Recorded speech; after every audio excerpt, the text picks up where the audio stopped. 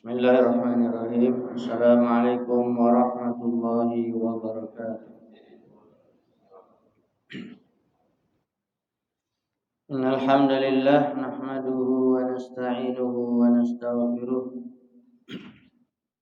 Wa na'udzu billahi min shururi anfusina wa min sayyiati a'malina. Man yahdihillahu fala mudilla lahu wa man yudlil fala hadiya lahu. Asyhadu an la ilaha illallah wahdahu la syarika lahu wa asyhadu anna Muhammadan 'abduhu wa rasuluh. Ya ayyuhalladzina amanu taqullaha haqqa tuqatih wa la tamutunna illa wa antum muslimun. Amma ba'du fa inna asdaqal hadithi kitabullah wa khairul huda huda Muhammadin sallallahu alaihi wa ala alihi wa sallam. Syarrul umuri muhdatsatuha fa inna kulla muhdatsatin bid'ah wa kulla bid'atin dhalalah wa kulla dhalalatin finnar. Ma'asyiral muslimin wal muslimat, kaum muslimin dan muslimat jamaah salat fardu subuh di Masjid Al-Istiqamah di Terempa, Kabupaten Anambas, Kepulauan Riau. Mudah-mudahan semua kita yang melaksanakan salat fardu terkhusus berjamaah pada pagi hari ini, Allah Subhanahu wa taala akan menjaga kita dari seluruh mara bahaya ketika kita salat berjamaah bersama kaum muslimin di masjid.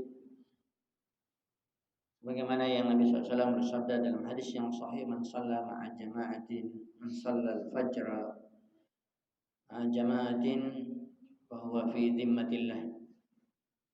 Barang siapa yang dia salat subuh berjamaah di masjid, maka dia dalam jaminan Allah Subhanahu wa taala. Mafhum mukhalafahnya berarti kalau kita pahami kebalikannya, orang yang tidak salat berjamaah, khususnya laki-laki tentunya, malas salat berjamaah, maka tidak ada jaminan pengawasan dari Allah Subhanahu wa taala. Apalagi orang yang meninggalkan salat sama sekali, dia berada di dalam kehidupan yang sangat sempit dan berbahaya. Kaum muslimin dan muslimat jemaah sekalian yang dirahmati dan dimuliakan Allah Subhanahu wa taala. Alhamdulillah kita bersyukur kepada Allah Subhanahu wa taala pada pagi Ahad atau hari Minggu pagi hari ini, tanggal 7 Zulhijjah, pada tanggal 7 Zulhijjah 1444 Hijriah, 25 Juni 2023. Kita masih melanjutkan pertemuan kajian silsilah ilmiah dalam bahasan-bahasan kajian di dalam Islam yang banyak perlu kita ketahui. Karena ilmu Islam itu sangat luas dan umur terbatas. Oleh sebab itu kita wajib menuntut ilmu, wajib kita mengetahui hakikat dari agama yang kita anut, yang kita ketahui merupakan agama yang satu-satunya diridhoi oleh Allah Subhanahu wa taala. Allah berfirman dalam Al-Qur'an surat Al-Imran, "Inna dina indallahil Islam." Sesungguhnya agama yang diridhoi oleh Allah Subhanahu wa taala adalah agama Islam. Dan mudah-mudahan kita juga menjadi orang-orang yang beriman. Sebagaimana Imam salat subuh tadi, jazakallahu khairan, telah mengingatkan kita bahwa Allah bersama orang-orang yang beriman. Allahu waliyul ladzina amanu. Allah bersama orang-orang yang beriman, yukhrijuhum minadh dhulumati ilan nur. Yang Allah Subhanahu wa taala akan mengeluarkan mereka dari kegelapan kepada cahaya. dari kegelapan dosa-dosa yang sangat banyak sekali kepada cahaya ketaatan, dari dosa syirik kepada cahaya tauhid, dari dosa banyaknya kita mungkin di dalam ibadah kita kepada Allah kita tidak mengetahui tata caranya sesuai dengan sunnah Nabi SAW. Allah bimbing kita kepada cahaya sunnah, cahaya yang telah dibawa oleh Nabi SAW, cahaya ilmu yang menerangi jiwa kita. Bahkan tidak sedikit kita mendapatkan bukti yang benar. Ada orang yang matanya tidak melihat tetapi hatinya terang. Dan sebaliknya ada orang yang melihat seterang-terangnya, tidak rabun, tidak sakit mata, tidak buta, tetapi hatinya dibutakan oleh Allah Subhanahu wa taala, wal iyadzu billah. Sebagaimana juga kita mengetahui di dalam ayat Al-Qur'an, orang-orang yang berpaling dari jalan Allah, orang-orang yang berpaling dari mengingat Allah, man a'rada an dzikri fa inna lahu ma'isyatan dhanka. Barang siapa yang berpaling dari mengingat Allah Subhanahu wa taala di dunia, Allah akan berikan kesempitan di dalam hidupnya. Walaupun zahirnya dia orang yang kaya, yang memiliki rumah yang besar, mewah, mobil-mobil, kendaraan yang mewah, sawah ladang yang luas, usaha-usaha yang banyak sekali, miliarder, triliunan duitnya. Tapi dia orang yang jauh dari Allah, maka Allah sempitkan kehidupannya. Saya selalu mengatakan jangan melihat zahir orang itu secara zahir kasat pandangan mata dia bahagia karena memiliki dunia. Jangan kita tertipu. Itu hatinya gelisah, hatinya sempit, hatinya selalu dalam keadaan berpikir dunia yang tidak pernah terselesaikan. Bahkan tidak sedikit orang yang kaya lebih banyak hutangnya daripada orang yang tidak ada. Sebab itu tentunya mari kita kembali menjadi orang-orang yang beriman, yang dekat kepada Allah, agar Allah mengeluarkan kita dari kegelapan kepada cahaya.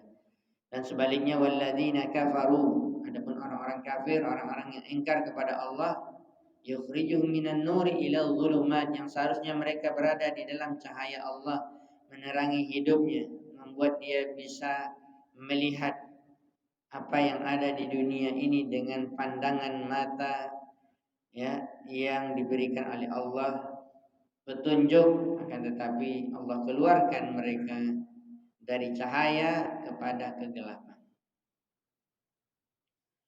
Kita berdoa kepada Allah Subhanahu wa taala agar kita selalu berada di dalam keimanan dan takwa.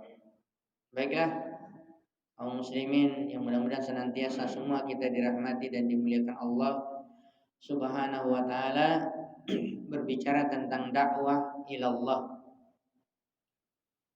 mengajak manusia kepada Allah Subhanahu wa taala adalah merupakan pekerjaan para nabi dan rasul.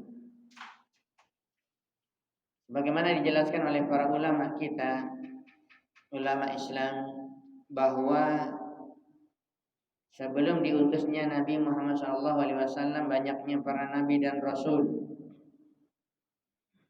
yang berdakwah menyampaikan Islam hanya nabi dan rasul. Umatnya tidak boleh menyampaikan agama, tidak boleh menyampaikan sebagaimana tugasnya para rasul dan para nabi.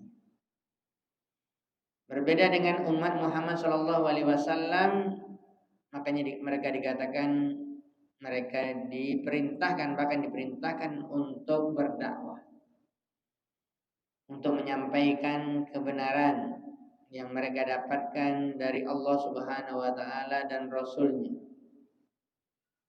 Dan kita juga mengetahui bahwa khiyaru hadil ummah, dikatakan umat ini adalah umat yang terbaik, umat yang menjadi manusia pilihan, bukan karena harta mereka, karena kedudukan mereka, karena fisik mereka, akan tetapi karena mereka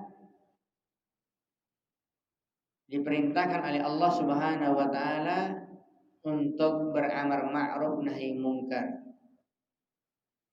Kuntum khaira ummatin ukhrijat linnas ta'muruna bil ma'ruf wa tanhauna 'anil munkar wa tu'minuna billah. Surah Al-Imran ayat 110.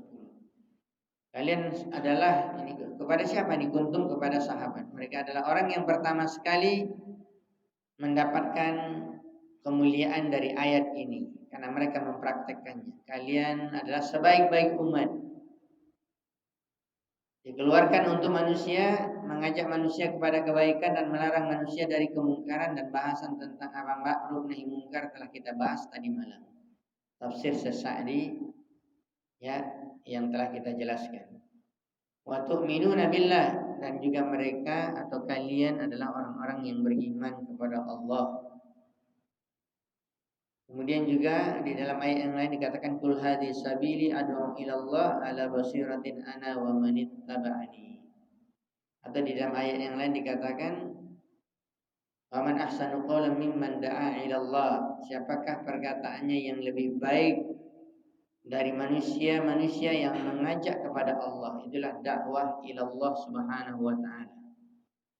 Bahkan kita juga mengetahui dalam hadis Nabi Shallallahu Alaihi Wasallam bagaimana besarnya pahala kita manusia kaum muslimin yang mengajak manusia yang lain kepada Allah, mengajak manusia untuk beribadah hanya kepada Allah, berpegang teguh kepada Al-Quran, mengamalkan sunnah Nabi Shallallahu Alaihi Wasallam, maka mereka adalah orang yang terbaik yang keluar dari lisan mereka dakwah mengajak manusia kepada Allah Subhanahu wa taala. Dan kita mengetahui juga manusia-manusia yang terbaik yang telah kita sebutkan tadi, yaitu para nabi dan rasul, kemudian diakhiri oleh nabi kita yang mulia sallallahu alaihi wasallam, kemudian terkhusus dari umat Muhammad sallallahu alaihi wasallam adalah para sahabat. Para sahabat mereka telah berdakwah, mereka telah menyampaikan ajaran Islam, bahkan mereka telah sampai ke penjuru dunia.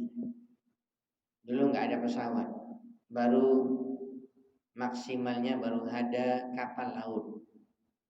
Itu pun setelah dikatakan, kalau kita lihat biografi sejarah dari Khulafa Ar-Rasyidin,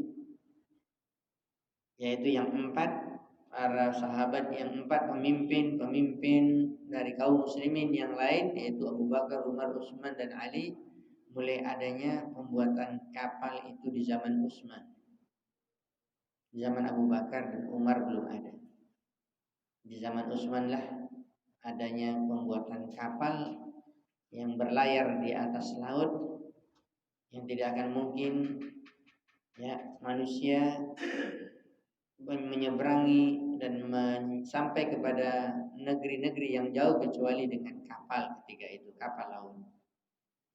Maka tersebarlah dakwah Islam sampai kemana-mana. Dan ini merupakan nikmat dari Allah Subhanahu wa taala kepada kaum muslimin. Terkhusus lagi kalau kita mendapatkan nikmat ini semakin besar di zaman kita sekarang. Kita melihat apalagi daerah-daerah kepulauan, lebih banyak orang yang memang naik kapal, kecil ataupun besar. Mungkin faktor juga biaya. Ya, tetapi kita juga mendapatkan kemajuan teknologi, ditemukannya pesawat terbang dan bisa sampai ke penjuru dunia dimanapun dunia ini.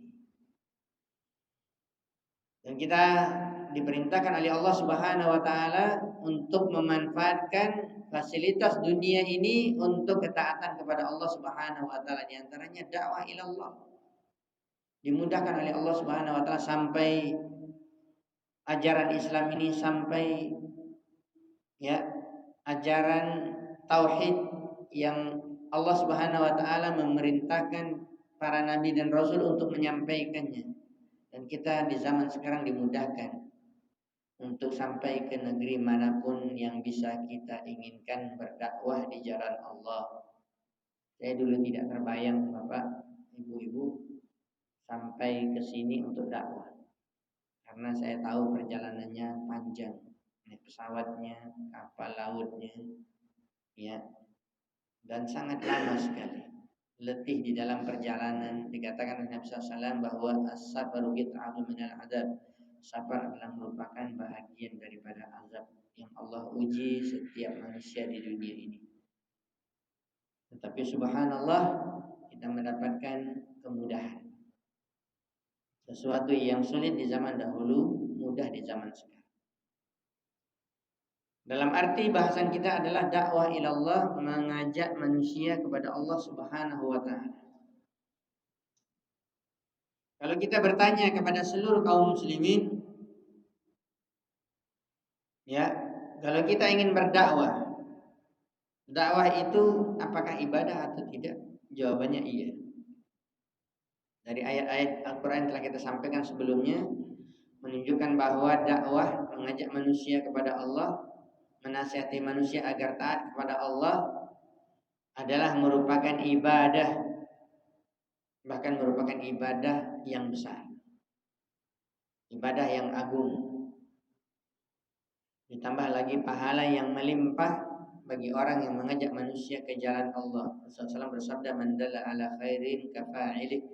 Siapa saja yang mengajak manusia kepada kebaikan, kepada Allah Subhanahu wa taala, untuk mentaati Allah, untuk beribadah kepada Allah Subhanahu wa taala, maka dia dapat pahala penuh ketika orang yang didakwahinya tersebut mengamalkan yang dia sampaikan. Maka dia dapat pahala sepenuhnya, bahkan mungkin seumur hidupnya. Bahkan ketika dia dahulu meninggal yang berdakwah di jalan Allah dari orang yang didakwahinya, maka orang yang didakwahinya selagi dia masih mengamalkan ibadah tersebut, maka orang yang meninggal mendapatkan pahala walaupun berada di alam kubur. Saya pernah juga selalu memberikan motivasi, dan ini juga yang kita sampaikan. Dalam arti ini perkara yang mungkin remeh saja, enggak banyak-banyak yang disampaikan, ya, enggak sulit-sulit juga. Harus menghafal ayat hadis, kemudian menghafal syarahnya, mengetahui makna yang terkandung di dalamnya, kemudian kita sampaikan seperti ceramah dan yang lainnya. Ya, ini kan agak panjang prosesnya. Tetapi ada yang mudah, yaitu membaca Al-Fatihah, rukun salat. Ya, maka kita praktekkan, ini adalah bentuk juga dakwah ilallah. Jadi mengajarkan Al-Quran baik anak-anak kecil di sekolah, di MDA atau di masjid, ya, dan yang lainnya, bahkan mengajarkan Al-Fatihah yang merupakan rukun sholat yang diucapkan setiap sholat atau sehari semalam 17 kali. Maka ini adalah bentuk seorang itu mengajak manusia kepada Allah. Kita ajar mereka sampai pandai, panjang pendeknya, tepat bacaannya, tidak salah. Dan mereka membacanya di setiap salat, berarti dia baca 17 kali sehari semalam salat wajib. Dulu dia belum pandai baca Al-Fatihah, atau dulu masih salah-salah, tapi kita ajarkan dia. Ketika dia pandai dan dia praktekkan di dalam salatnya, ini hitungannya per hari. 17 kali berarti dia baca Al-Fatihah. Ini baru salat wajib. Apalagi kalau dia menambah salat sunat, maka ditransfer secara langsung pahala tersebut bacaan Al-Fatihah kepada kita yang mengajarkan dia setiap hari 17 kali. Ya, 17 kali kita dapat pahala Al-Fatihah. Enggak perlu dia kirim Al-Fatihah, enggak perlu. Dia ucapkan saja, dia baca dalam salatnya, maka kita dapat pahala. Ditambah lagi dia membaca di dalam salat sunat, dia baca juga Al-Fatihah, dapat pahala kita. Seumur hidupnya dia baca, mengalir terus pahala. Ini baru satu bentuk orang yang mengajak kepada Allah, diantaranya membaca Al-Quran. Belum yang lainnya, apalagi kita mengajak dia salat dulu, mungkin dia tidak pernah salat atau salatnya masih bolong-bolong. Kita dakwahi dia, kita dekati dia, kita jelaskan tentang salat, perkara yang penting. Orang yang meninggalkan salat bisa jatuh kepada kekafiran, bahaya. Ya, karena perbedaan antara orang yang beriman dengan orang yang di luar Islam, kata Nabi, adalah salat. Dengan izin Allah dia dapat hidayah. Ya, mulai di saat dia mendapatkan hidayah karena dakwah kita tentunya dengan izin Allah, maka seluruh sholat yang dilakukan pahalanya ngalir ke kita. Ketika kita masih hidup ngalir, iya. Ketika kita sudah meninggal, duluan kita meninggal dari dia, iya, mengalir juga ke alam kubur. Subhanallah, besarnya pahala orang yang mengajak manusia kepada Allah, pekerjaan yang paling mulia. Ya, bahkan kalau kita memberikan judul atau ada sebagian kitab kecil yang ada bahasa Arabnya dan sudah ada terjemahannya. Amalan sedikit mendatangkan pahala banyak. Ini salah satunya. Kita ajak aja orang kepada Allah. Jangan terlalu dipikirkan. Masya Allah, saya belum hafal Quran, Ustaz. Saya belum hafal Nabi, ya hafal hadis Nabi banyak. Gimana ya saya mau berdakwah? Ini salah kita. Apa yang kita dapatkan dari ilmu agama, walaupun antum tidak dapat dalilnya, tapi kita tahu ini dalilnya ada. Kita sampaikan dengan cara hikmah yang baik. Dia dapat petunjuk, maka seluruh yang dia lakukan mengalir pahalanya ke kita. Dan tentunya menyampaikan dakwah sesuai dengan kapasitas ilmu kita masing-masing. Ya, kalau di luar ilmu kita nggak punya ilmu, jangan menyampaikan. Ini nanti akan jatuh kepada kesesatan. Karena orang yang nggak berilmu menyampaikan sesuatu, dia akan sesat dan dia akan menyesatkan orang. Dhalla wa adalla. Jadi ini berbahaya. Ya. Dan banyaklah ancaman Nabi Allah Subhanahu wa taala di dalam Al-Qur'an setelah bahaya syirik, kata Allah Subhanahu wa taala, wa taqulu 'alallahi ma la ta'lamun. Kamu berkata tentang Allah tanpa ilmu. Ini dosa besar. Kita berikan kembali penjelasan. Jangan berdakwah tanpa ilmu. Berdakwahlah dengan ilmu. Yang kedua, jangan takut berdakwah. Jangan ada was-was untuk menyampaikan agama ketika kita memiliki ilmu. Kita selalu mendengarkan Rasulullah SAW bersabda, "Ballighu anni walau ayat." Sampaikan dariku, kata Nabi SAW, walaupun satu ayat. Apa maksud daripada satu ayat ini? Kita kuasai satu masalah tersebut, sampaikan. Bukan dipahami hadis ini, ya pokoknya kita sampaikan aja walaupun kita tidak berilmu. Ini salah. Jangan disalah pahami, jangan salah praktek dari hadis ini. Maka semua orang, semua kaum muslimin, anak saja berdakwah menyampaikan ajaran Islam tanpa dia berilmu, itu dosa. Salah praktek balighu anni walau ayah. Ya, para sahabat diperintahkan untuk berdakwah sampai ke Yaman, sampai ke negeri-negeri Arab yang sangat jauh. Siapa mereka yang diutus untuk berdakwah? Para sahabat yang pakar dalam agama, ilmunya banyak. Tidak semuanya diutus, tidak semuanya berbicara tentang agama. Tapi di zaman sekarang, saya mohon maaf, walaupun misalnya tamat sarjana agama pun belum tentu bisa memahami agama dengan baik. Kalau dia tidak belajar, kalau dia tidak menguasainya. Ya, namanya sarjana agama, tapi ceramah nggak ngerti dalil, nggak tahu dalil, ini salah.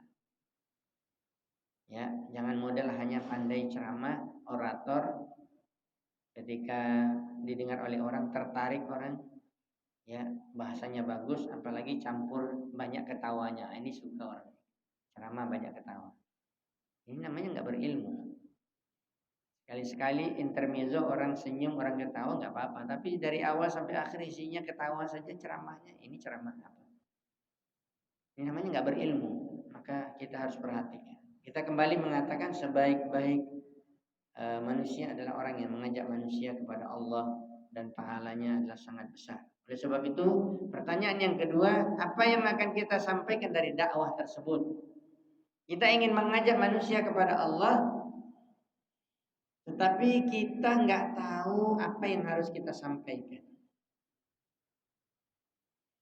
Ya, makanya di dalam ayat yang lain Allah Subhanahu wa taala berfirman, "Qul hadhihi sabili ad'u ila Allah ala basiratin." Ini dia. Salah satu yang perlu diperhatikan bagi orang-orang yang ingin berdakwah, yang ingin menyampaikan agama ini, yang ingin mengajak manusia kepada Allah. Ya, kata Nabi SAW, katakanlah wahai Muhammad, hadis sabili, inilah jalanku. Berarti jalan siapa? Jalan Rasulullah SAW. Dan apa salah satu jalan Rasulullah yang terbesar? Ad'u ilallah ala basiratin. Ala basiratin. Saya mengajak manusia kepada Allah. Ini dia pertama, mengajak manusia ke jalan Allah untuk mentaati Allah. Kemudian dengan syarat yang lain sambung dari ayat tersebut, ala basiratin, atas dasar ilmu. Basirah itu ilmu. Ilmu yang jelas, ilmu dari kitabullah Al-Quran, ilmu dari sunnah Nabi, hadis-hadis Nabi. Baik berupa perintah, kita ingin memerintahkan orang, kita ajak orang ingin melakukan sesuatu amalan, ini namanya perintah. Kita harus berilmu. Ya, begitu juga melarang orang dari sesuatu, juga kita tahu ini larangan dari Allah dan Rasul. Itu namanya ala basirah. Dan inilah yang telah dilakukan oleh para sahabat di dalam menyampaikan dakwah kepada menyampaikan dakwah, ya, mengajak manusia kepada Allah Subhanahu wa taala. Kita berikan ringkasan-ringkasan dari bahasan kita karena panjang ini. Ya, pokok-pokok dasar dakwah Ahlus Sunnah wal Jamaah ketika ingin mendakwahi manusia ke jalan Allah. Pertama adalah, ya, dan yang paling utama adalah al-ilmu syar'i, yaitu ilmu agama Islam, ilmu syariat. Maka seseorang apabila dia ingin berhasil dakwahnya dengan izin Allah, maka dia mesti menyampaikan dakwah itu sesuai dengan ilmu agama yang telah diajarkan oleh Allah Subhanahu wa taala. Yang diajarkan itu ilmu syar'i, ilmu agama. Ya. Seperti yang telah kita sebutkan tadi, bukan, mohon maaf, ada banyak orang ceramah, bahkan banyak orang yang suka ceramahnya, apalagi dai kondang, apalagi mohon maaf di sebagian negeri-negeri ini, terkhusus yang jauh, kalau sudah terkenal seorang ustadz itu ustadz kondang, diundang resmi dari jauh, bahkan mungkin bukan tanggung-tanggung, uang sakunya 100 juta untuk mengundang. Tetapi isinya apa? Isinya ketawa ketiwi aja. Ini bukan ilmu syar'i. Ya, pokok-pokok dasar Ahlus Sunnah wal Jamaah di dalam mengajak manusia kepada Allah adalah mengajak manusia kepada ilmu agama, ilmu syariat yang jelas dari Allah Subhanahu wa taala dan Rasul-Nya. Kemudian, ya, banyak ayat-ayat yang menyebutkan di dalam Al-Quran tentang orang-orang yang mulia, yang diangkat derajatnya oleh Allah, itu orang-orang yang berilmu. Yarfa'illahu alladziina amanu minkum walladziina utul ilma darajat. Allah SWT mengangkat orang-orang yang beriman dan berilmu beberapa derajat dari yang lainnya. Surat Al-Mujadalah atau Mujadilah ayat 11. Narfa'u darajatin man nasya. Allah Subhanahu wa taala juga berfirman dalam surah Al-An'am ayat 83, kata Allah, kami mengangkat derajat semakin tinggi di sisi kami man nasya, siapapun yang kami kehendaki. Berkata Imam Malik bin Anas, Imam Darul Hijrah, mereka adalah orang-orang yang berilmu. Bil ilmi, Allah mengangkat derajat tersebut, manusia-manusia yang dipilih oleh Allah, bil ilmi, karena ilmu yang mereka miliki dan ilmu yang mereka sampaikan. Ini pokok dasar pertama yang perlu diperhatikan. Kemudian yang berikutnya,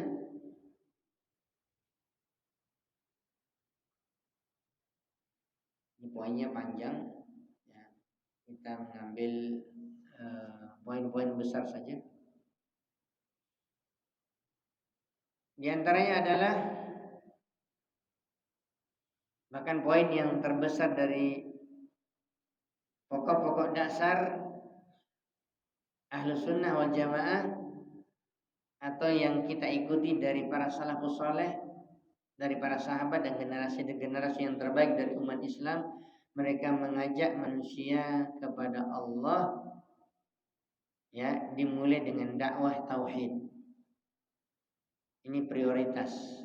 Maka skala prioritas dalam seluruh perkara harus kita perhatikan. Walaupun dalam urusan dunia sekalipun, kita harus cerdas. Makanya dalam istilah agama dikatakan al-ahammu fal-aham. Maka didahulukan yang paling penting dari yang penting. Perkara yang penting, semua perkara di dalam Islam penting. Salat, puasa, ya, banyak sekali perkara-perkara yang penting di dalam Islam. Fikih, dalam muamalah, perdagangan dan yang lainnya. Tetapi jangan ditinggalkan, ada sesuatu yang paling penting sebelum semua tersebut, yaitu seorang mesti mentauhidkan Allah, mengesahkan Allah Subhanahu wa taala. Karena kalau dia melakukan kesyirikan, menandingi Allah dengan makhluknya, walaupun dia menguasai perkara salat, puasa, ya, dagangnya Islami dan yang lainnya, tapi melakukan kesyirikan, ini semua amalannya akan terhapus. Sebagaimana Allah Subhanahu wa taala berfirman dalam Al-Qur'an, ya, la in asyrakta la yahbatanna 'amaluka wa la takunanna minal khasirin. Walaqad auhayna ilaika wa ilal ladzina min qablik. Kata Allah Subhanahu wa taala di awal ayat ini, sesungguhnya kami telah mewasiatkan kepadamu wahai Muhammad dan kepada utusan-utusan Allah sebelummu, ya, agar kalian mengetahui atau kepada seluruh manusia, apabila kamu melakukan kesyirikan maka batallah seluruh amalan. Maka prioritas dakwah yang pertama adalah dakwah tauhid. Dan Nabi SAW berdakwah 13 tahun di Mekah. Seluruh dakwah Nabi SAW 23 tahun. Dan karena Nabi diangkat menjadi Nabi, Rasul, dan diperintahkan untuk berdakwah, umur 40 tahun lebih sedikit. Dan Nabi SAW meninggal 63 tahun 2 bulan 20 hari. Ya, dan Nabi SAW berdakwah di awalnya menunjukkan perkara yang sangat penting, 13 tahun untuk mengajak manusia kepada tauhid, mengesahkan Allah Subhanahu wa taala dan meninggalkan kesyirikan. Dan ini perlu diperhatikan oleh seorang dai atau mengajak manusia kepada Allah Subhanahu wa taala. Ya, prioritas dakwah yang pertama sekali seperti ini. Mungkin juga misalnya kita, mohon maaf, kita melihat mungkin ada orang atau wanita muslimah atau keluarga kita yang muslimah, ya, tidak menutup aurat, tidak memakai jilbab. Apakah ini penting? Penting didakwahi mereka supaya mereka selamat dari azab Allah. Tapi yang paling penting juga mereka harus diarahkan kepada tauhid. Jangan mereka sampai melakukan kesyirikan. Ya, ada juga mungkin saudara kita, teman kita, keluarga kita yang nggak salat. Ini perkara yang penting, iya. Tetapi ingat, rukun Islam yang pertama apa? 2 kalimat syahadat. Ini kalimat tauhid. Baru setelahnya salat. Bukan kita tidak memiliki perhatian dalam dakwah, mengajak orang kepada salat, memperbaiki salat mereka. Tapi perkara yang paling penting jangan dilupakan. Ini dakwah para nabi dan rasul, itu tauhid. Ya, kita ajak mereka kepada sholat, tetapi kita tidak perhatikan ternyata dia melakukan kesyirikan. Masih ada jimat-jimat disimpan, mantra-mantra yang dihafal, yang didapati dari dukun, tukang sihir, ini syirik besar. Masih bergantung kepada selain Allah. Masih yakin yang memberikan manfaat dan mudarat adalah selain Allah. Menyinggung saja sedikit, ini problematika kaum muslimin di seluruh mungkin penjuru dunia, termasuk di negeri kita. Kemarin kita sempat jalan-jalan sebentar, kemudian berbicara sesama teman, ikhwan kita di sini. Ada ungkapan mereka, kita sebenarnya Ustaz, Masya Allah gimana ini, kita perlu berdakwah kepada siapa? Kepada nelayan contoh.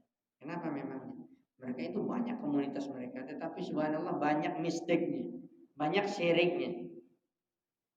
Ya, untuk mendapatkan ikan itu banyak syiriknya, banyak ketergantungannya kepada ini, kepada itu, bacaan ini, bacaan itu, keyakinan ini, keyakinan itu. Ini kan berat. Ini syirik.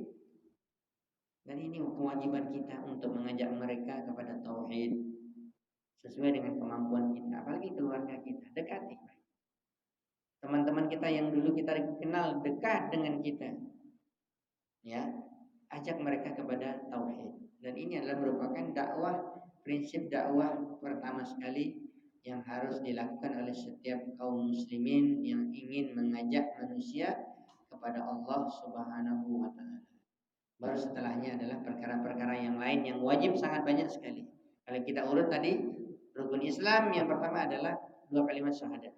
Mengajak manusia untuk bertauhid, mengesahkan Allah, dan juga mengajak manusia untuk mengikuti Rasulullah SAW, makna dari syahadat anna Muhammad Rasulullah. Baru setelahnya salat, puasa, haji, zakat, dan perkara-perkara besar lagi yang banyak di dalam Islam. Ya, maka ini perlu kita perhatikan. Termasuk juga prinsip dasar pokok juga dakwah Ahlus Sunnah wal Jamaah, mengajak manusia untuk taat kepada pemimpin.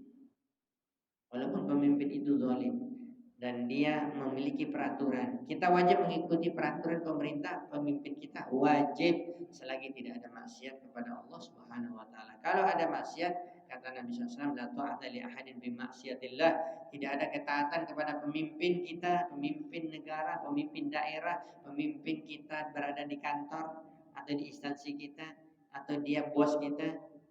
Boleh kita taat, boleh selagi perintahnya tidak maksiat. Kalau ada maksiat jangan ikuti. Walaupun mesti misalnya antum diancam, gaji antum saya potong, gaji kamu saya potong, nggak mau ikut, silakan. Karena ini maksiat kepada Allah, jangan diikuti. Mana lebih besar ketaatan kita kepada Allah atau ketaatan kita kepada manusia? Jelas. Ketaatan kepada Allah SWT adalah ketaatan nomor 1. Ya, makanya kita mendengarkan hadis Nabi SAW yang Rasulullah SAW mengatakan salah satu man kunna fihi wajada fihi halawatul iman.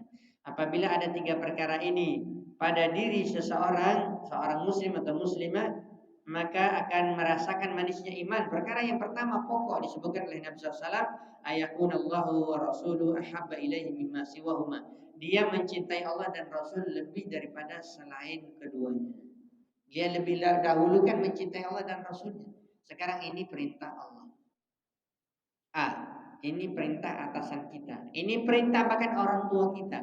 Bahkan ini perintah misalnya seorang istri suami. Ini pemimpin-pemimpin semua yang wajib ditaati dalam Islam, iya. Tapi ternyata perintah Allah A, perintah orang yang di atas kita B, bertentangan. Mana yang kita ikuti? Kita ikuti perintah Allah. Dalam rangka mengamalkan tadi, lebih mencintai Allah dan Rasulnya daripada selainnya. Kalau kita mentaati perintah manusia, maka kita berdosa dan tidak akan merasakan manisnya iman.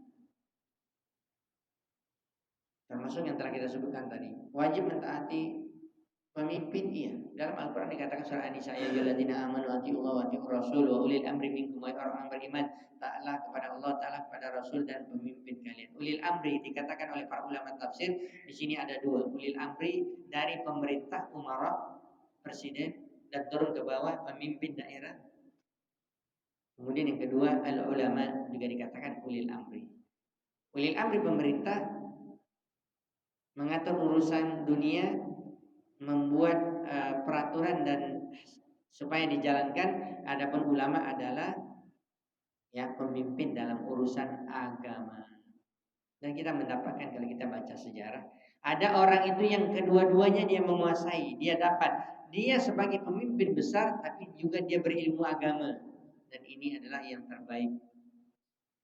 Kenapa? Karena dia ini memiliki wewenang untuk membuat peraturan dan harus dijalankan oleh rakyatnya. Ketika dia orang yang berilmu, beriman dan bertakwa, ini akan menjadikan kebaikan bagi negerinya. Dan ingat firman Allah Subhanahu wa taala, Allah berfirman, "Lau amanu wattaqau walau anna ahlul qura." Kalau seandainya penduduk kampung, termasuknya penduduk negeri atau penduduk yang berada di suatu negeri atau negara, semua mereka, mulai dari pemimpin mereka, amanu, mereka beriman dan bertakwa, berarti apa? Mereka tahu ajaran Allah, peraturan Allah, mereka lakukan. Mereka jauhi larang-larang Allah, yang namanya beriman dan bertakwa. Apa yang didapati oleh negeri itu bukan hanya oleh pemimpin yang didapati, bukan hanya rakyat yang mendapati, tetapi sekalian negeri tersebut dikatakan oleh Allah, la fatahna alaihim barakatim minas sama'i wal ard. Pasti kata Allah, ini janji Allah, pasti kami akan bukakan untuk mereka keberkahan, kemurahan rezeki, kelapang rezeki dan keamanan dan makmurnya negeri tersebut. Baldatun thayyibatun wa rabbun ghafur. Ini selalu kita dengar nih ayat. Ya, akan diberikan oleh Allah dari seluruh sisi, dari langit dan dari bumi. Allah akan keluarkan untuk kebahagiaan manusia. Kenapa? Karena mereka orang yang beriman dan bertakwa. Fatahna alaihim barakatim minas sama'i wal ard. Akan tetapi sebaliknya, walakin kadzabu, akan tetapi orang-orang yang mendustakan, tidak beriman atau tidak bertakwa, la akhadnahum bima kanu yaksibun. Kata Allah, kami azab mereka. Maka menjadi ibrah, pelajaran bagi setiap orang-orang yang membaca Al-Quran, peringatan-peringatan dari Allah Subhanahu wa taala. Setiap orang yang melanggar aturan Allah, apalagi dosa-dosa besar, Allah akan binasakan orang kampung itu. Allah akan binasakan negeri itu. Lihat kaum Lut, Samud, Ad, ini orang-orang yang kuat, besar, orang-orang yang kaya, tapi hancur, dibinasakan oleh Allah. Jangan kita sampai dihancurkan oleh Allah seperti kaum-kaum yang terdahulu. Saya selalu mengatakan, banyak orang yang misalnya khawatir, khawatir nih, takut saya nih. Saya tinggal di kepulauan ini, sekeliling penuh dengan air, lautan. Apabila Allah berkehendak dan menginginkan untuk menghancurkan pulau yang di situ, apalagi penduduknya dikit, pulaunya kecil, laut luas, habis sebentar aja tenggelam. Mudah bagi Allah. Ada orang mengatakan, oh berarti kita tinggal di daratan lah. Memangnya antum bisa selamat? Enggak ada gempa bumi apa? Masuk ke dalam bumi itu, tenggelam. Oh enggak ada gunung Ustaz. Siapa bilang tidak ada musibah? Kalau Allah berkehendak, apapun caranya Allah bisa lakukan. Maka kita mau lari kemana di permukaan bumi ini? Kalau di situ banyak pelanggaran-pelanggaran, maksiat, syirik, amalan-amalan yang tidak mengikuti perintah Allah dan Rasulnya, maksiat merajalela di mana-mana, apalagi dosa besar, tunggulah azab Allah akan datang pada satu saat yang kalian tidak sadar. Ya, kalian dalam keadaan lengah, kalian dalam keadaan bersenang-senang, sedang minum khamar, main perempuan, tidak sholat, ini segala macam. Wah, terjadi musibah besar, hancur semua. Ini sudah banyak kejadian, seharusnya kita mengambil pelajaran. Masya Allah, orang bilang senang Ustaz, hati tenang, hidup di daerah lautan seperti kita di sini di Terempa atau di kepulauan. Suntuk-suntuk pergi ke laut, lihat pemandangan, pergi ke pantai, pergi ke pulau. Ya, antum yakin antum bisa selamat? Ketika di kampung kita, di negeri kita yang indah ini, kita banyak melakukan perbuatan maksiat. Pemimpinnya juga tidak taat kepada Allah. Tunggu masanya akan ditenggelamkan oleh Allah. Khawatir kita nggak? Sangat khawatir. Jadi jangan hanya dipandang, Masya Allah, nikmat tinggal di tempat-tempat yang indah, benar. Tetapi hati-hati dengan azab Allah ketika mereka lalai. Maka saya katakan tidak ada seorang yang bisa lari dari azab Allah ketika azab itu datang. Mau dimanapun antum, bahkan nggak aman di bumi, pergi tinggal di bulan, memangnya nggak bisa azab Allah di situ datang. Mau tinggal ke mana? Planet mana? Mars. Langit mana lagi? Ke ujung langit pun kalau Allah ingin mengazab orang, tidak akan bisa lari. Maka ini yang harus kita pikirkan. Ya, jadi prinsip-prinsip akidah Ahlussunnah wal Jamaah banyak sekali. Termasuk perkara yang besar kata para ulama, tidak boleh ya menentang atau tidak mentaati para pemimpin. Ya, dan ini merupakan perintah dari Allah dan Rasulnya. Banyak perkara-perkara prinsip yang perlu kita ketahui di dalam agama kita. Mungkin itu saja mungkin dapat kita sampaikan. Wallahu taala alam shawab. Mudah-mudahan bermanfaat untuk kita semua. Hah? Tunggu dulu. Biar sadar dulu yang tidur.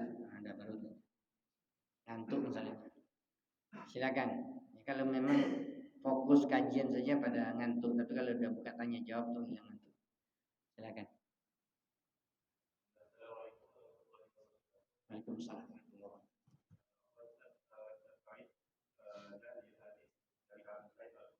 Hmm.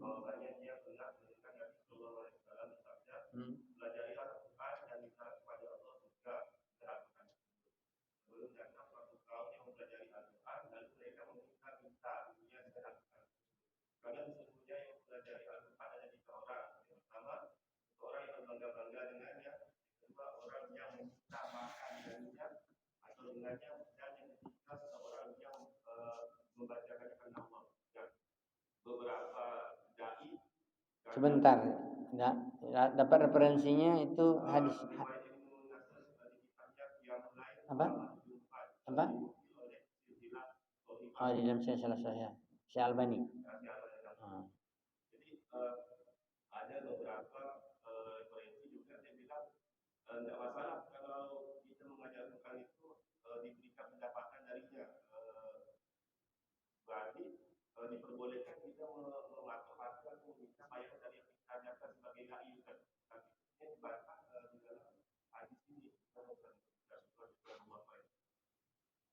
Wa'iyyakum wa jazakallahu khairan atas pertanyaannya.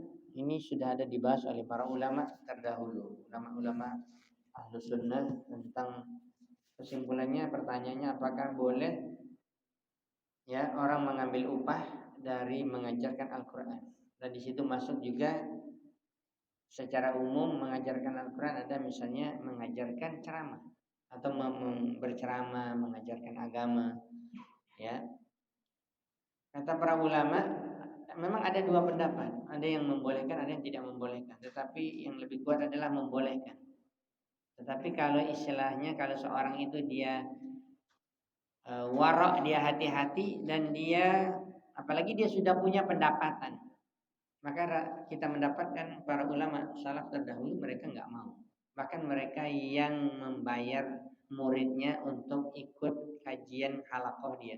Seperti yang sangat terkenal biografi ini adalah Abu Hanifah.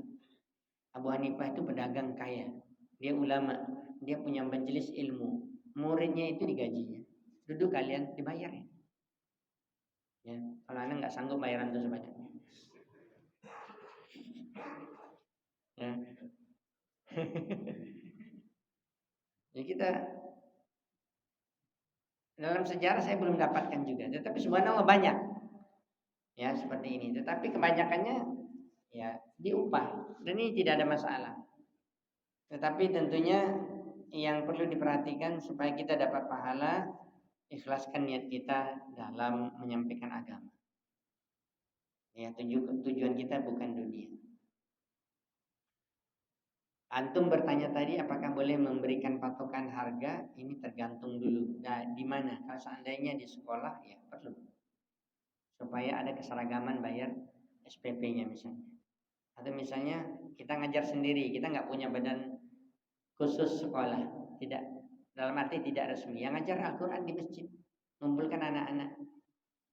Ya, kalau kita lihat kita ngajar di suatu tempat yang miskin ya jangan diambil duitnya, jangan diminta. Bahkan kita gratiskan dalam rangka juga dakwah ilallah dan mengajak manusia, mudah-mudahan orang tuanya juga tertarik. Tapi di suatu tempat mampu diminta boleh. Bahkan pengalaman sebagian orang, contohnya belajar bahasa Arab saja lah. Karena saya dulu juga banyak mengajar bahasa Arab. Kawan-kawan minta, ya. Kalau digratiskan, malahan mereka malas. Tapi kalau bayar, mereka berpikir duit mereka keluar, maka kita harus belajar serius. Seperti itu. Ya, digratiskan malah cuek-cuek aja. Makanya ada beberapa orang itu tipenya seperti itu yang harus bayar. Untuk mendisiplinkan dia, untuk dia berpikir duitnya keluar, masa saya ya tidak serius, masa saya nggak bisa menguasainya. Tapi kalau digratiskan, udahlah. santai-santai aja nggak serius, ya. Ustadznya juga sabar katanya. Ya. Akhirnya nggak selesai, bertahun-tahun nggak nguasai, ya. Dan ini kesimpulannya yang ditanyakan tadi. Adapun berkaitan dengan riwayat hadis tadi adalah merupakan kehati-hatian. Kehati-hatian orang yang dalam mengajarkan Al-Quran tetapi niatnya cari duit. Jadi profesi untuk mencari pekerjaan dengan alasan adalah mengajarkan Al-Quran atau mengajarkan ilmu agama, dan ini namanya tidak ikhlas. Dan orang yang tidak ikhlas batal amalannya, pahalanya nggak ada walaupun dapat duit. Makanya ikhlaskan diri kita. Nah, sebagai ulama juga mengatakan membolehkan terkhusus orang yang mengajar Al-Quran atau dai yang menyampaikan dia nggak punya harta atau dia sibuk dengan dakwahnya, sibuk dengan mengajarkan Al-Quran, dia nggak sempat bekerja. Apalagi dia kepala rumah tangga, dia mesti menghidupi anak dan istrinya. Ini wajib untuk dibayar. Dan ada nasihat juga banyak dari para asatizah kita. Kita kaum muslimin ini kalau dalam urusan dunia luar biasa kita. Dalam urusan untuk masa depan anak kita itu dunia, supaya mereka nanti juga menjadi orang berhasil dan kaya.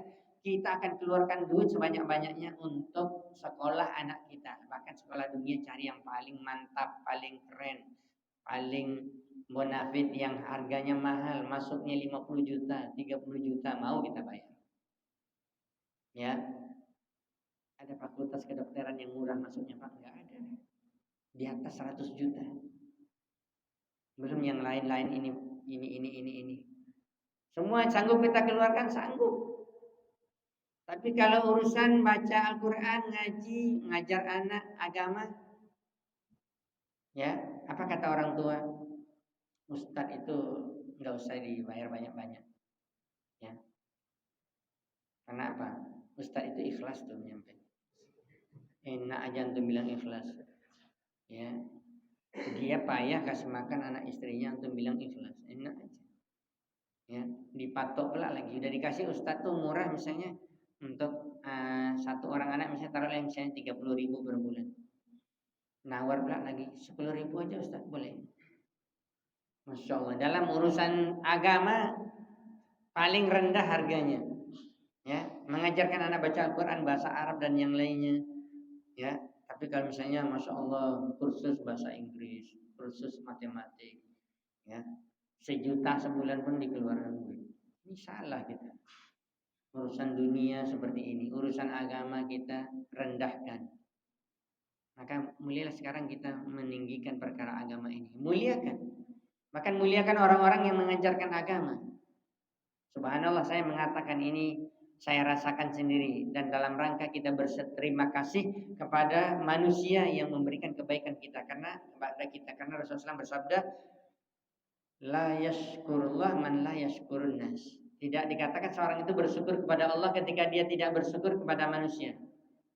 Antum tahu negeri atau negara di dunia ini yang terbesar pengeluarannya untuk pendidikan, terkhusus pendidikan agama, ya, adalah Saudi Arabia. Kerajaan Saudi Arabia, negeri tauhid yang banyak dikatakan oleh orang ditakuti dan diucapkan oleh mulut-mulut yang tidak bertanggung jawab, negara kerajaan Wahabi.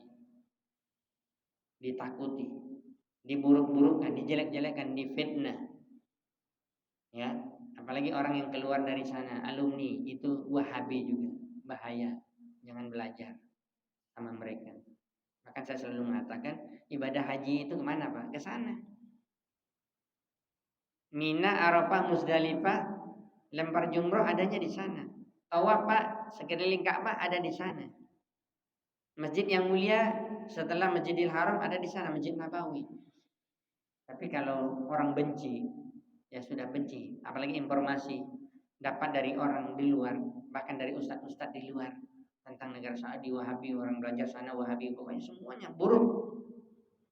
Ketika diajarkan manasik haji oleh tuan gurunya kepada yang mau berangkat haji, Ya, nanti pesannya terakhir apa? Kalau kalian ke Saudi Arabia, memang kita haji di sana, tetapi jangan terima apapun yang mereka berikan di sana. Bahkan dikatakan Al-Quran sekalipun. Karena Al-Quran kita berbeda dengan mereka. Kok bisa? Yang beda cetakan aja. Bahkan antum kalau pergi ke percetakan Masjid Nabawi, ya Malik Fahad itu yang berada sekitar 15 kilo lebih dari Masjid Nabawi, dan banyak juga para jemaah haji atau umroh yang dibawa ziarah ke sana dapat Al-Quran gratis, Pak. Bapak buka kertasnya, itu kertas look, kertas kayu terbaik. Ya, itu dikasihkan gratis. Itu pun dikatakan jangan ambil, bahaya. Ini Quran Wahabi. Kalau buku-buku itu juga diterjemahkan, dikeluarkan oleh kerajaan Arab Saudi biaya khusus menerjemahkan buku-buku bagus dalam Islam tentang tauhid, tentang Islam, tentang sholat. Pokoknya masalahnya datangnya dari sana. Hadiah juga gratis. Saya selalu mengatakan dapat saya banyak ketika saya membimbing umroh. Ya, di satu hotel itu lihat berserak-serak buku bahasa Indonesia terjemahnya bagus, cetakan dari Saudi, bagikan kepada jemaah umroh. Ternyata apa? Mereka takut menolaknya, tetapi setelah sampai di hotel mereka taruh, nggak dibawa pulang. Kenapa? Bahaya. Sudah diingatkan oleh pembimbingnya, oleh yang mengisi manasik haji, jangan terima buku habis. Subhanallah. Padahal kita melihat di sana luar biasa infak mereka. Maka saya katakan infak terbesar negara kerajaan itu Saudi Arabia untuk seluruh dunia. Bahkan bantuan-bantuan kemanusiaan, banyak manusia di dunia ini yang mengalami musibah itu terbesar Saudi. Padahal banyak negara kaya di Arab. Lebih dari Saudi banyak negara kaya. Dubai, Qatar, antum lihat bangunan pencakar langit. Saudi masih di bawah, tapi yang paling banyak berinfak mereka. Karena para ulama banyak di sana dan mereka orang-orang yang muhsinin, banyak yang dermawan. Ya. Dan saya katakan kalau antum mendengar ada mahasiswa Islam Madinah UIM dan saya salah satu alumninya, kita sudah lulus, keluar nama kita hanya buat paspor. Urus sendiri. Ya, visa mungkin juga karena murah, tidak terlalu mahal. Adapun mulai kita sudah lulus itu sudah keluar nama, kemudian nanti akan dikirim tiket. Ya, dari Riyadh ke Jakarta untuk kita bisa naik pesawat gratis. Dulu di masa saya masuk tahun 94 betul. Masuk saya lulus saya 94 di Universitas Al-Madinah, berangkat sampai tahun 2000 selesai. Ya. Itu kita masih nerima 30 orang, 35 orang sedikit. Sekarang ini menerima mahasiswa yang lulus dari Indonesia, lulus Universitas Islam Madinah sudah sampai 200 orang per tahun atau per 2 tahun. Itu semuanya digratiskan tiketnya. Antum kalau pergi umroh atau yang punya travel, coba tanya berapa tiket Jakarta Saudi? 7 juta. Itu satu orang. Gimana kalau 200 orang? Gratis, Pak. Ini baru dari Indonesia. Yang dari Afrika, dari Amerika, dari Asia yang lain, yang semuanya digratiskan. Berapa pengeluaran kerajaan Saudi? Ini untuk belum lagi belajar, itu baru mengundang masuk ke negeri kami, belajar agama. Setelah itu apa? Setelah itu sampai di tempat masing-masing, ya, di beasiswa lagi. Beasiswa masih standar sekarang kayaknya sama di Universitas Islam Madinah, ya. Kalau di tempat lain katanya lebih tinggi, seperti di Riyadh beasiswanya lebih tinggi, bisa 900 sampai 1000 rial. Kalau kita 847 rial. Kalau kali 4000 berapa? Berapa juta? 847 real kali 4000. Berapa juta? 3 juta lebih. Itu satu orang. Mahasiswa di Madinah ada 5000 dari seluruh dunia. Berapa pengeluarannya per bulan? Itu baru di Madinah. Di Riyadh, di Mekah, Ummul Qura, di tempat yang lain, di Qasim, semuanya gratis, dikasih duit. Pengeluaran Saudi Arabia untuk pendidikan agama. Ya, mereka mencetak orang insya Allah bermanhaj benar, tauhid, mengajarkan Islam yang benar. Ditambah lagi, ini kan kalau istilah kita, kalau orang yang Kalau di negeri kita misalnya disekolahkan dari departemen khusus dan digratiskan, apalagi misalnya melalui pemerintah, biasanya kan itu harus balik ngabdi kan? Iya, harus balik ke tempat dia, kalau enggak boleh. Kan antum udah digratiskan, bahkan dikasih duit. Kalau di sana selesai tamat dibiarkan bebas, nggak ada dosen-dosennya atau rektornya atau kerajaan Saudi mengatakan, kamu tamat Madinah ya, sudah berapa tahun kamu dapat beasiswa di sini, sudah berapa lama kamu dapat, ya, sudah berapa fasilitas yang kamu dapat. Jangan lupa ya, dakwahkan apa yang kamu dapatkan di sini. Nggak ada, mereka diam. Mereka tidak ada mewanti-wanti kita, mereka tidak ada mengancam kita, padahal kita sudah banyak dapat di sana. Luar biasa mereka, keikhlasan mereka lepas. Makanya wajar saya katakan ada orang yang tamat Universitas Islam Madinah tetapi juga nggak benar dalam menyampaikan. Banyak. Kenapa? Nggak ada ditekan di sana, diberikan penekanan nggak ada. Antum belajar, kami bayar, ya pulang silakan dakwah. Dan kami nggak mengatur, gitu mereka. Apalagi yang kurang? Nggak ada yang kurang. Ini contohnya berkaitan dengan pertanyaan antum tadi, ya. Seharusnya diperhatikan orang apa? Orang yang mendalami ilmu agama diperhatikan. Ya, orang yang mendalami ilmu agama diperhatikan. Apalagi orang yang mengajarkan ilmu. Makanya dosen-dosen di sana besar gajinya. Berkaitan dengan dosen-dosen yang mengajarkan agama. Walaupun biaya hidup juga tinggi. Semuanya digaji. Para ulama itu digaji. Ya, ulama-ulama besar sana itu gajinya setingkat menteri. Antum tahu? Jangankan itu, imam Masjid Haram dan Masjid Nabawi itu kan imam besar. Ya, imam dunia itu level mereka sama dengan menteri di Saudi. Di sini imam Masjid Istiqomah levelnya apa? Hah? Masya Allah gratis. Mumtaz jiddan. Seharusnya kita punya perhatian orang yang mengajarkan ilmu agama lebih besar dari orang yang mengajarkan ilmu dunia. Dunia nggak bisa kita selamatkan diri kita dari azab Allah, tapi ilmu agama insya Allah bisa. Seharusnya perhatian kita lebih besar. Saya selalu menasihati seperti itu. Jangan antum bayangkan orang yang masya Allah dia taat memang mengajarkan agama seperti tadi. Nggak usah terlalu kita muluk-muluk lah untuk ustadz itu. Kenapa? Insya Allah ustadz itu ikhlas. Ikhlas apa tuh? Memangnya periuknya nggak diisi. Ya, anaknya nggak sekolah apa? Ya. Tapi kalau belajar umum semuanya kita keluar. Nggak ada nanya-nanya.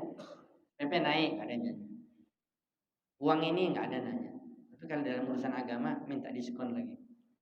Kalau bisa gratis, bujuk-bujuk terus. Subhanallah, salah kita. Kita merendahkan ilmu agama. Makanya sebenarnya perhatian kepada orang yang mengajarkan agama harus lebih besar. Ya, harus lebih besar. Karena mereka yang akan mendidik kita ke jalan yang lurus dan insya Allah akan membawa kepada surga Allah Subhanahu wa taala. Wallahu taala alam.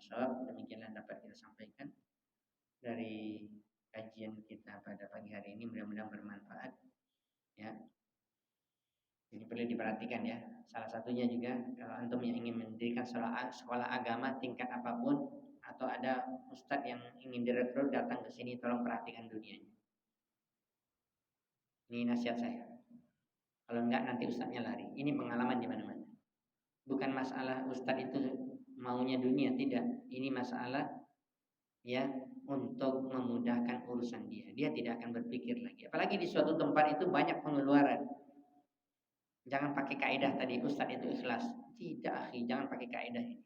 Bahkan orang yang mengajarkan agama itu kita berikan fasilitasnya lebih besar dari orang yang mengajarkan ilmu umum. Gajinya lebih besar. Seperti itu. Ya. Dan ini sudah terbukti. Ya, ini sudah terbukti kenyataannya. Allah taala alam bisawab. Subhanallahi wa bihamdika asyhadu an la ilaha illa anta astaghfiruka wa atubu ilaik. Assalamualaikum warahmatullahi wabarakatuh.